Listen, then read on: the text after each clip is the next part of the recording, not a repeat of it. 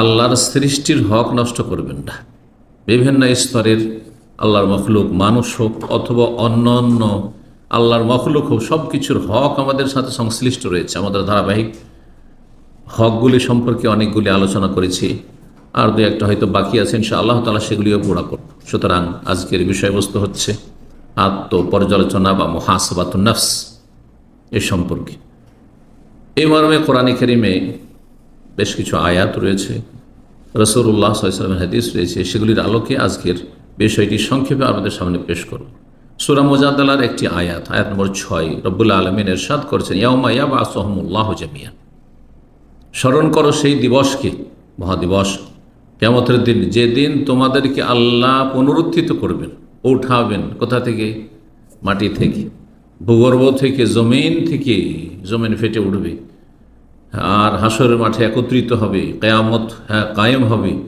ইয়াবআসুহুমুল্লাহু জামিআন, তোমাদের বা মানব জাতির সকলকে আল্লাহ সেদিন উঠাবেন। এটি হচ্ছে ঈমান, আকীদা, যে এই নয় যে আমরা যা ইচ্ছা তাই করে চলে গেলাম, কেউ আমাদের ধরার নেই, কেউ আমাদের খোঁজ খবর নেওয়ার নেই, কেউ আমাদের হিসাব নেওয়ার নেই, এমন নয়। ইয়াউমা ইয়াবআসুহুমুল্লাহু জামিআন, এটি আমাদের একটি আকীদা। এই আকীদায় সামান্য সন্দেহ থাকে তো বড় কুফর। আপনার কোনো ফরজ নফল কাজে আসবে না, কিছু কাজে আসবে না। সমস্ত মানুষকে আল্লাহ রাব্বুল আলামিন সেই দিন কি করবেন? উঠাবেন, পুনরায় জীবিত করবেন। আলিয়ামুল আখির। কি জন্য? আল্লাহ ফায়ুনাব্বিহুম বিমা আমিলু, যা কিছু তোমরা কর্মজগতে দুনিয়ায় করেছিলে বা মানব জাতি তোমরা করেছিলে, তোমাদেরকে আল্লাহ জানিয়ে দেবেন বা মানব জাতিকে জানিয়ে দেবেন যা তারা করেছিল। কি করেছেন আপনাকে জানিয়ে দেওয়া হবে, আমাকে জানিয়ে দেওয়া হবে, যে কোনো মানুষকে, আদম থেকে শুরু করে শেষ মানুষ কিয়ামতের পূর্ব মুহূর্তে যে ভূমিষ্ঠ হবে, সবাইকে জানিয়ে দেওয়া হবে কি করে এসেছিল।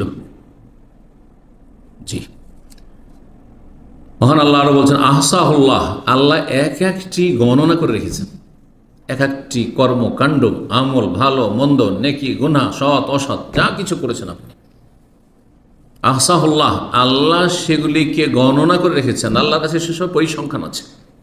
কত অপরাধ, কি ধরনের অপরাধ, কোন গুনাহ, কোন সময়, কখন।